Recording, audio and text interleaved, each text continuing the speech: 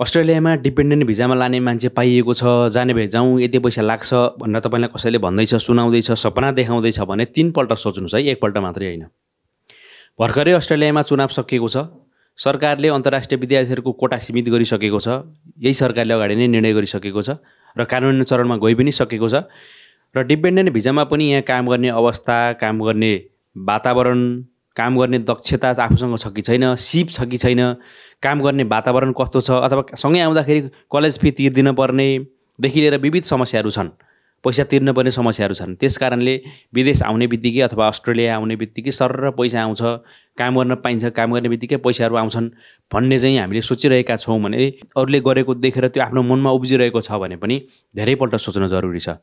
यो जिन्दगीको महत्त्वपूर्ण निर्णय हो र आफ्नो जिन्दगीको कुन बाटोमा लाने भन्ने कुरा निर्धारण गर्ने समय पनि हो।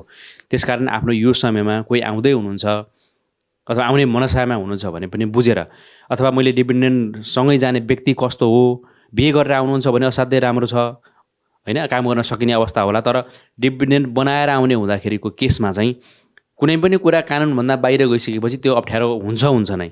त्यसकारण सोचेर बुझेर सरकारको नीति नियम के छन् त्यसलाई अध्ययन गरेर, आफूले सकिँदैन भने आफूभन्दा विज्ञको छ, आफूभन्दा जान्नेको छ, उसँग सल्लाह गरेर, अथवा आफ्नो कोही मान्छे आफन्तहरू त्यो देशमा हुनुहुन्छ, त्यो देशमा जाँदै हुनुहुन्छ भने त्यहाँको अवस्था बुझेर त्यो आउने वातावरण बनाउनु भयो भने मात्रै कुनै देशमा जान सहज छ। अन्यथा नेपालमा जस्तो सहज हुन्न, आफ्नो देशमा जस्तो सहज कुनै पनि देशमा हुन्न। कामै गर्न जाने सवालमा अथवा पढ्नै जाने सवालमा पनि सहज पक्कै पनि छैन। कतिपय अवस्थामा त हामी कामै नगरिकन यत्तिकै पनि बसेर समय बिताइरहेका हुन्छौँ आफ्नो देशमा।